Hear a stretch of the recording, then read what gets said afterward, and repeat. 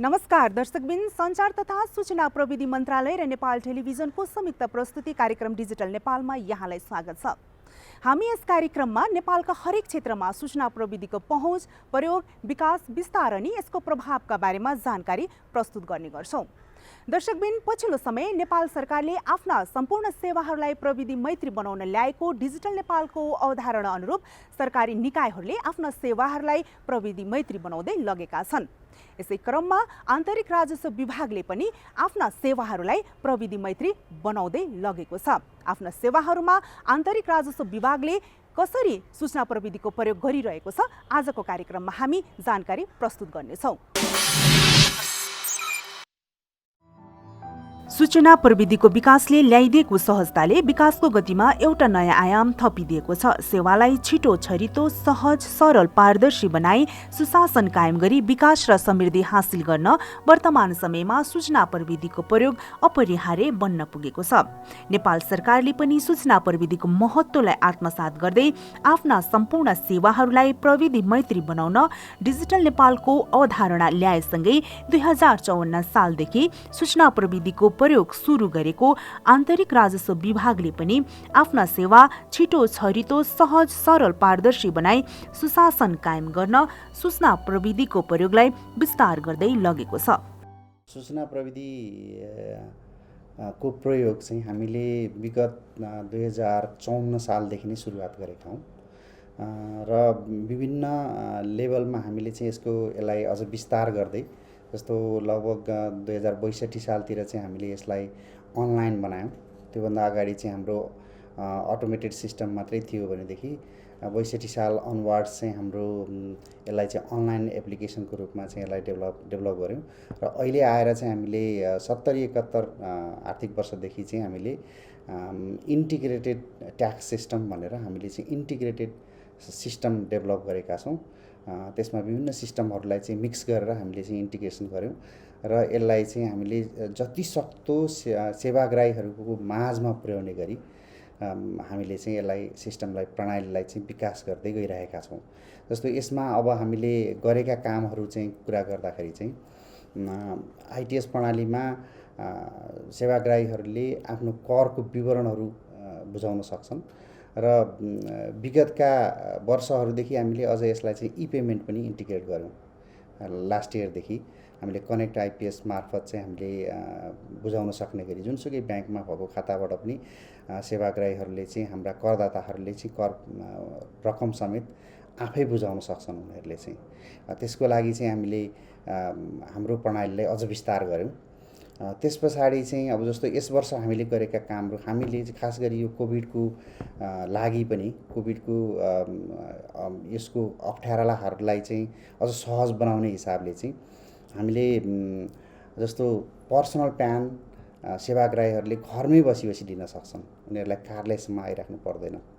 यसपालि गरेका कामहरूमा का कुरा गर्दाखेरि चाहिँ त्यस्तै हामीले डे 1 विवरण चाहिँ अब सेवाग्राहीहरूले के गर्नु पर्थ्यो विगतमा भन्दाखेरि चाहिँ हाम्रो कार्यालयमा आएर कर विवरण बुझाउनु पर्ने, त्यस पछाडि चाहिँ ब्याङ्कमा गएर उनीहरूले कर रकम जम्मा गर्नुपर्ने। एउटा सानो एमाउन्ट उनीहरूले चाहिँ जम्मा गर्दाखेरि चाहिँ यो दुईतिर उनीहरू जानुपर्ने बाध्यता थियो। जस्तो डे 1 विवरण बुझाउने भनेको साना करदाताहरू हुन्, उनीहरूले म्याक्सिमम 7500 सम्मको चाहिँ एमाउन्ट उनीहरूले बुझाउँछन् हरेक वर्ष। त्यसो हुँदाखेरि यति सानो एमाउन्टको लागि पनि उनीहरूलाई चाहिँ दुई ठाउँमा चाहिँ जानुपर्ने जुन झन्झट थियो, त्यसलाई चाहिँ हामीले सहज बनाउने हिसाबले चाहिँ हामीले के गर्यौँ भन्दाखेरि हाम्रा करदाताहरू ब्याङ्कमा कर रकम बुझाउन जाँदाखेरि चाहिँ सोही बखतमा नै कर विवरण पनि बुझाउन सक्ने गरी हामीले प्रणालीको विकास गर्यौँ। त्यसो भएपछि उनीहरूलाई चाहिँ दुईतिर गइराख्नुपर्ने झन्झट भएन। यसरी चाहिँ साना करदाताहरूलाई हामीले सेवा प्रवाह गर्ने चाहिँ प्रयास गरेका छौँ र यसलाई अझ हामीले चाहिँ अबका दिनमा के गर्दैछौँ भन्दाखेरि चाहिँ यसलाई हामीले हाम्रो मोबाइल एप्स छ, आइआरडी नेपाल भन्ने मोबाइल एप्स छ। त्यो मोबाइल एप्स मार्फत उनीहरूले कर विवरण पनि बुझाउन सक्ने र कर रकम पनि उनीहरूको वालेटबाट होस् अथवा चाहिँ कनेक्ट आइपिएस मार्फत चाहिँ उनीहरूको ब्याङ्कको खातामा भएको रकमलाई चाहिँ हाम्रो राजस्व खातामा पठाउन सक्ने गरी त्यो प्रणालीको विकास गर्दैछौँ। यो गर्दैछौँ भन्दाखेरि अब छिट्टै नै हामी लगभग यही माघ महिनामै सकेसम्म सुरुवातमै हामीले चाहिँ यसलाई इम्प्लिमेन्टेसन गर्ने सोचिरहेका छौँ। त्यसो हुँदाखेरि चाहिँ यो तुरुन्तै नै सेवाग्राहीहरूले यो सेवा समेत सहजै पाउन सक्छन्। विभागको महत्त्वपूर्ण क्षेत्र कर प्रणालीलाई समय सापेक्ष, छिटो छरितो, पारदर्शी बनाई आफ्ना करदाता सेवाग्राहीहरूलाई सहज रूपमा सेवा प्रदान गर्न आफ्ना मातहतका कर कार्यालयहरूमा अनलाइन प्रणाली सुरु गरेको छ। कर प्रशासनमा करदाताको कार्य सम्पादनलाई हामीले प्रभावकारी बनाउन, लागतहरू कम गर्न र सङ्ख्याहरू बढाउन र क्वालिटीहरू बढाउनको लागि कर प्रशासनमा धेरै पहिलेदेखि नै यो सूचना प्रविधिको प्रयोग गर्दै हुँदै आएको देखिन्छ र हामीले सूचना प्रविधिको प्रयोग 2054 सालदेखि भेटीमा हामीले प्रयोग गरियो भने त्यसभन्दा पछाडि आयकरतर्फ हामीले धेरै विवरणहरू, चाहे त्यो रजिस्ट्रेसनका कामहरू होस्, चाहे त्यो रिपोर्टिङका कामहरू होस्, चाहे रेकर्डिङका काम होस्, चाहे एनालाइसिसका कामहरू होस्, यी सम्पूर्ण कुराहरू हामीले डिजिटल सिस्टमबाट गरेर हाम्रा कामहरूलाई, हाम्रा सेवाहरूलाई न्यूनतमभन्दा न्यूनतम कस्टमा बढी गुणस्तर र बढी सेवा दिन सक्ने गरी हामीले हरेक सेवाहरूलाई डिजिटल प्रविधिमा जोड्ने गरी काम गरेको अवस्था देखिन्छ। धेरै सहज छ पहिलाको भन्दा। पहिला त अब यहीँ आउनै पर्ने थियो, अब अहिले त आइपिएसबाट तिर्न सकिन्छ, ई सेवाबाट पनि तिर्न सकिने नयाँ सिस्टम आइसक्यो ट्याक्स होइन। सो पहिलाभन्दा अलिकति सजिलै छ, धेरै सहज छ अहिले चाहिँ भनौँ न। सहजै छ पहिलाको भन्दा, त्यही भएर अहिले राम्रै छ अहिले सहज। यसलाई त सहज हुँदैछ, तर अब यसले निरन्तरता पाउनु पऱ्यो कि होइन। आउने चाहिँ सेवाग्राहीलाई कुनै पनि कुराको चाहिँ तक्लिफ हुनु भएन, त्यसपछि अनावश्यक झन्झट दिनु भएन। यी कुरामा चाहिँ अझै सम्बन्धित निकायको ध्यान जाओस्। जसरी अहिले हामीले यहाँ करको चाहिँ पैसा तिर्नलाई सहज बनाइएको छ, त्यसै गरी हामीले जति पनि तिर्नुपर्ने कर दायित्वहरू हो, चाहे खानेपानीको होस्, चाहे टेलिफोनको होस्, सबैको यही प्रविधिबाट तिर्नलाई चाहिँ अहिले भइरहेछ, तिर्न सहज भइरहेछ। अब बिस्तारै चाहिँ नि टेक्नोलोजीले चाहिँ नि हामीलाई सहज बनाइरहेछ भन्ने महसुस भइरहेछ अहिले। अब करदाताले घरमै बसी ई पेमेन्ट मार्फत कर रकम भुक्तानी गर्न सक्नेछन् भने अनलाइन प्रणाली मार्फत नै प्यान नम्बर पनि लिन सक्नेछन्। हामीले यो क्षेत्रमा निकै धेरै कामहरू गरिसकेको स्थिति छ। करदाताले प्यान लिन पर्यो भने आफ्नै घरबाट नै ती विवरणहरू भरेर कर कार्यालयमा एउटा सानो नम्बर मात्रै लियो भने हामीले इमिडिएट फेरि अर्को हामीले त्यसलाई प्रमाणपत्र दिन सक्ने स्थिति छ। त्यस्तै गरी पर्सनल प्यानहरूको बारेमा कामहरू गर्दाखेरि पनि उसले आफ्नै घरबाट सम्पूर्ण विवरणहरू भरेर आफैले नम्बर लिन सक्ने, जुन कार्यालयमा गइरहन नपर्ने अवस्थाको हामीले सुरु गरिसकेका छौँ, हाम्रो कामहरू भइरहेको छ।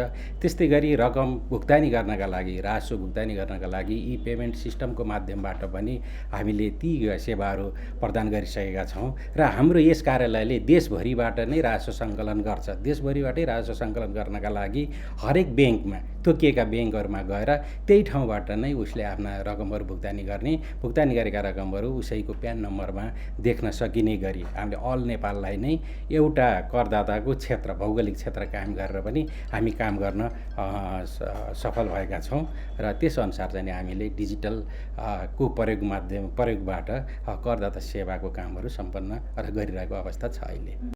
कर प्रणालीलाई थप प्रभावकारी र सेवाग्राही मैत्री बनाउन कार्यालयले एप निर्माण गरी सञ्चालन गरिरहेको छ। हाम्रा सबै खालका सिस्टमहरू, एप्सहरू बनेका स्थिति छ। हाम्रो आफ्नै आइटिएस सिस्टमहरू छ, रजिस्ट्रेसन सिस्टमहरू छ, त्यसभित्र हाम्रा अडिटका सिस्टमहरू पनि त्यसभित्र, अडिट रिपोर्टिङ गर्ने सिस्टमहरू छ, इआइएमएस सिस्टम छ, जसले गर्दा हामीले गरेका कामहरू विभागले तत्कालै हेर्न सकिने गरी, कुन पोजिसनमा छ तत्कालै हेर्न सकिने गरी पनि व्यवस्था गरेको छ।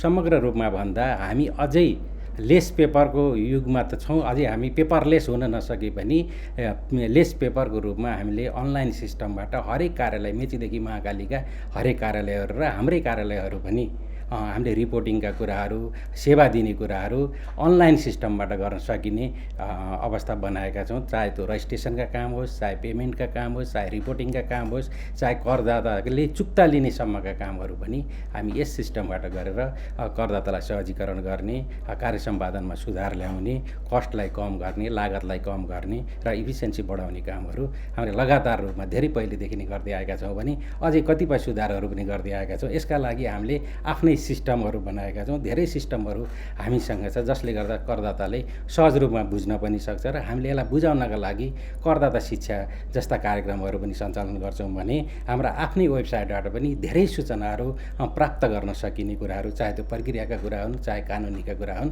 ती कुराहरू पनि हामीले व्यवस्थापन गरेको अवस्था छ। म करदातालाई यसै बिचमा के पनि अनुरोध गर्न चाहन्छु भने हाम्रो विभागको वेबसाइट भनेको ird.gov.in छ। त्यसमा प्रवेश गर्नुहोस् र त्यसमा हेर्नुहोस्। त्यसबाट तपाईँहरू धेरै खालका सूचनाहरू आफै बुझ्न सकिने गरी, आफै पाउन सकिने गरी व्यवस्थापन गरिएका छन्। त्यहाँ प्रणालीका कुरा होस्, त्यहाँ ऐन कानुनका कुरा होस्, या कतिपय विषयहरू कसरी गर्ने भन्ने गाइडलाइन समेत हामीले वेबसाइटमा राखेका छौँ। मैले सम्पूर्ण करदाताहरूलाई त्यसमा गएर ती सूचनाहरू प्राप्त गर्न र उपयोग गर्न र आफ्नो व्यापार बिजनेसलाई सहजीकरण गर्न र प्रभावकारी बनाउन, लागत र कस्ट चाहिँ घटाउनका लागि पनि म यही मार्फत अनुरोध गर्न चाहन्छु। फरक भूगोल, करदाता सेवाग्राहीमा सूचनाको कमी लगायतका चुनौतीका बावजुद कर प्रशासन सुधारका लागि वर्तमान समयमा सूचना प्रविधि मेरुदण्ड बन्न पुगेको छ। हाम्रो भूगोल पनि फरक फरक भूगोल छ र हाम्रो दूरदराजमा पनि हाम्रा कार्यालयहरू स्थापना भएका छन्। एकातिर हाम्रो प्रविधिको क्वालिटी सुधार गर्नुपर्ने कुराहरू छ भने अर्कोतर्फ हामीले डाटाहरूलाई सुरक्षित गर्नुपर्ने र लगातार सेवा दिनुपर्ने अवस्था पनि छ। तर पनि हामीले सिक्दै गर्दै गर्दा, प्रयोग गर्दै गर्दा तिनीलाई तत्काल समस्या आए पनि त्यसलाई हामी समाधान गर्दै, समस्याहरूलाई समाधान गर्दै त्यसलाई सोल्युसन दिँदै कामहरू गर्दै आएका छौँ र अहिले करिब 84वटा कार्यालयबाट हामीले सेवा प्रदान गर्दै जाँदा सानातिना समस्याहरूलाई पनि व्यवस्थापन गर्दै गरिरहेका छौँ भने कतिपय अवस्थामा ट्याक्स पेयर एजुकेसनका कुराले करदातालाई सिकाउने र सेक्युरिटीका हिसाबले विभागले यी कामहरूलाई चाहिँ बढी सेक्युरिटी, डाटा सेक्युरिटीका कुराहरू, रिपोर्टिङका कुराहरू गर्दै गएर हामीले एकातर्फ हामीले सुधारका कामहरू पनि गर्दै गइरहेका छौँ भने अर्कोतर्फ हामीले सेवा प्रवाहलाई पनि प्रभावकारी बनाउँदै गएको अवस्था छ। त्यसको एकमात्र आधार भनेको डिजिटलकै सिस्टमबाट, आइसिटीको प्रयोगबाट नै हामी यी कुराहरू गर्न सफल भएका छौँ र आइसिटीको प्रयोग नै हाम्रो कर प्रशासन सुधारका लागि एउटा मेरुदण्ड, एउटा आधारभूत टुल्सको रूपमा हामीले लिएका छौँ र त्यसैको आधारमा हामीले काम गरिरहेको अवस्था पनि छ। स्वच्छ, पारदर्शी र प्रविधि मैत्री कर प्रशासन, विकास, समृद्धि र सुशासन भन्ने ध्येयका साथ काम गरिरहेको विभागले आफ्ना सम्पूर्ण सेवालाई प्रविधि मैत्री बनाउन र सूचना प्रविधिको प्रभावकारी कार्यान्वयन गर्न सूचना प्रविधि नीति बनाई लागू गर्ने तयारी गरिरहेको छ। खास गरी चाहिँ हामीले हाम्रा प्रणालीहरूको लागि चाहिँ हाम्रो डाटा सेन्टर चाहिँ हामीले के गरेका छौँ भन्दाखेरि विभागमै राखेका छौँ, ताकि हाम्रा करदाताहरूले समयमै सहज रूपमा चाहिँ आफ्नो कर विवरणहरू बुझाउन सकुन् र कर रकम पनि जम्मा गर्न सकुन्।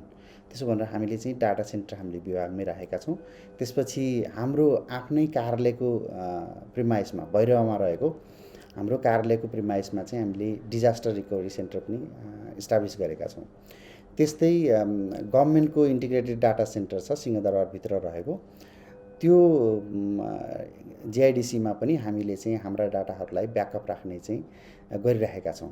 अझ हामीले अब आगामी दिनमा के गर्दैछौँ भन्दाखेरि चाहिँ हाम्रो डाटा सेन्टरलाई चाहिँ प्राइमेरी डाटा सेन्टरको रूपमा प्रयोग गर्ने र जिआइडिसीलाई चाहिँ नियर डिसीको रूपमा प्रयोग गर्ने गरी हामीले चाहिँ त्यसलाई विकास गर्दैछौँ र जिआइडिसीको हेटौँडामा रहेको डाटा सेन्टर छ, डिआर सेन्टर छ, त्यसलाई पनि प्रयोग गर्ने र हाम्रो भैरवमा रहेको डिआर सेन्टरलाई पनि प्रयोग गर्ने गरी हामीले सकेसम्म हाम्रो प्रणालीहरूलाई सिक्योर बनाउने, कसरी सेवाग्राहीहरूले अझ सहज बनाउने हिसाबले चाहिँ हामीले काम गरिरहेका छौँ। एकातिर भनेदेखि हामीले अब हाम्रा प्रणालीहरूलाई सहज सरल रूपमा हाम्रा कर्मचारीहरूले प्रयोग गर्न सकुन्, सेवाग्राहीहरूले प्रयोग गर्न सकुन् भनेर हामीले चाहिँ आइसिटी पोलिसी पनि निर्माण गर्दैछौँ।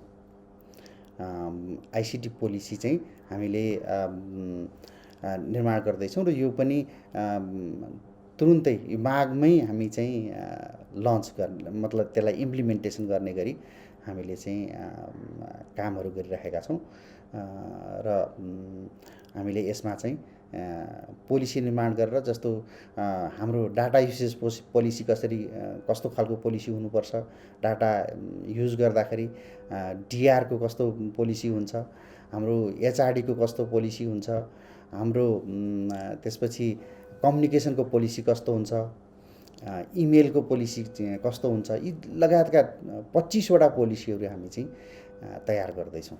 प्रविधिको पहुँच बाहिर रहेका आफ्ना सेवाग्राहीका लागि आवश्यक करदाता शिक्षा, कर प्रणालीको सुरक्षाका लागि डाटा सेन्टर निर्माण, वेबसाइट सञ्चालन लगायत आगामी दिनमा सेवालाई थप प्रविधि मैत्री बनाउने योजना विभागको रहेको छ।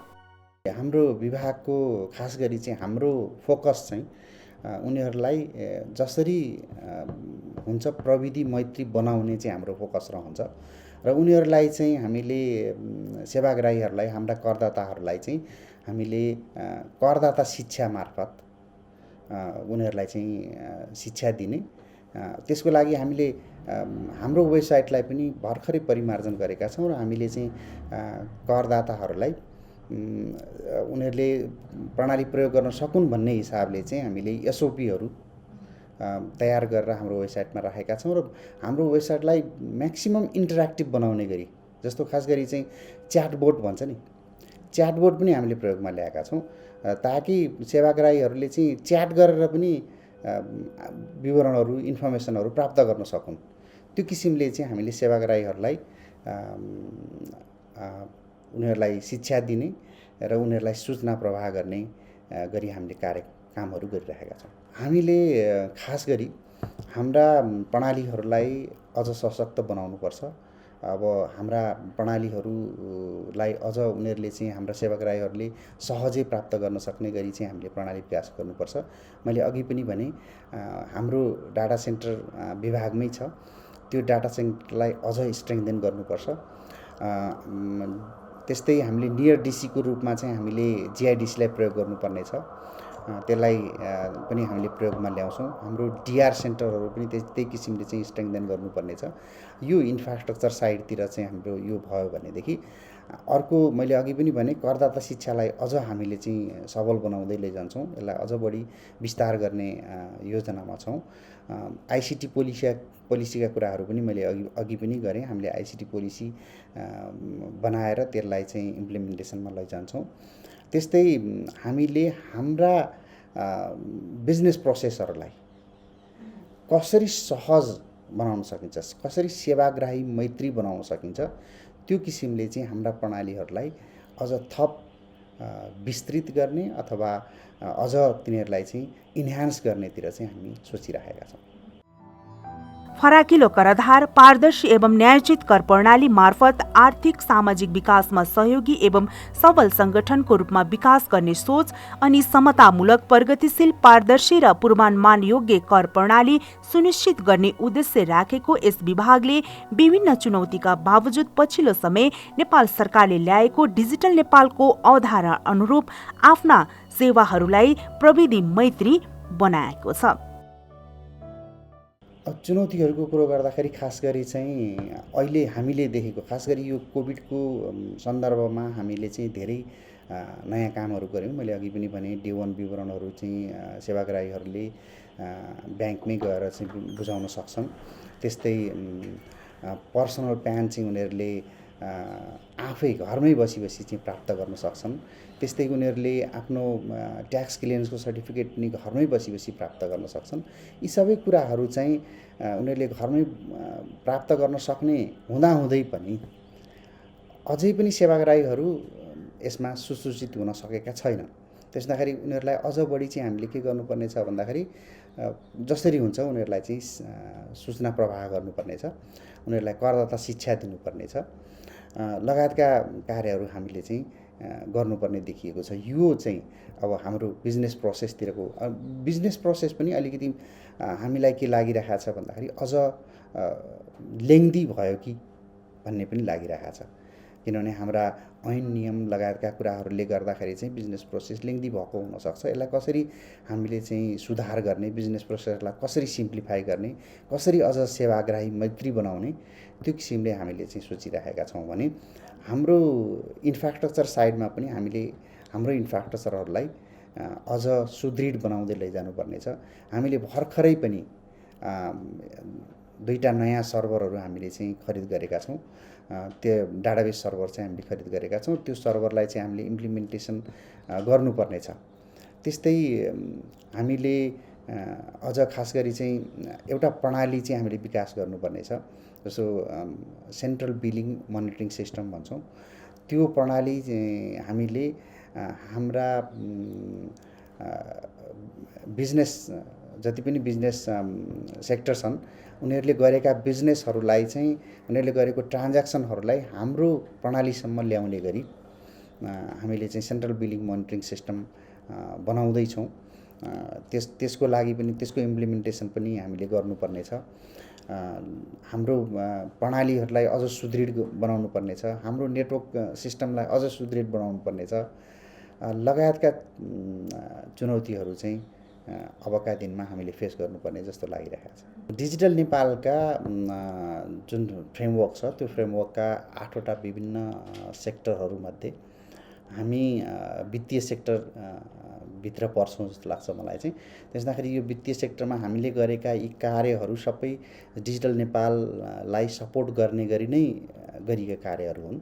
त्यसदाखेरि चाहिँ यसलाई हामीले हाम्रा प्रणालीहरूलाई जतिसक्दो हामीले चाहिँ सुदृढ बनाउन सक्यौँ, जतिसक्दो सेवाग्राही मैत्री बनाउन सक्यौँ र जतिसक्दो सेवाग्राहीहरू माझ पुर्याउन सक्यौँ, त्यसले नै हो डिजिटल नेपाललाई एक्चुअली डिजिटल नेपालको रूपमा चाहिँ रूपान्तरित गर्ने चाहिँ तिनै कुराहरूले हुन् जस्तो लाग्छ मलाई चाहिँ। दर्शकबिन, आजको कार्यक्रममा हामीले आन्तरिक राजस्व विभागले आफ्ना सेवाहरूमा कसरी सूचना प्रविधिको प्रयोग गरिरहेको छ र आगामी दिनमा सूचना प्रविधिलाई कसरी अगाडि लैजाँदैछ भन्ने विषयमा जानकारी प्रस्तुत गर्यौं। अर्को हप्ता हामी फेरि यस्तै जानकारीमूलक विषयवस्तु लिएर उपस्थित हुनेछौँ। त्यतिन्जेलसम्मको लागि आज्ञा दिनुहोस्। हेर्दै गर्नुहोला नेपाल टेलिभिजन। हस्त नमस्ते।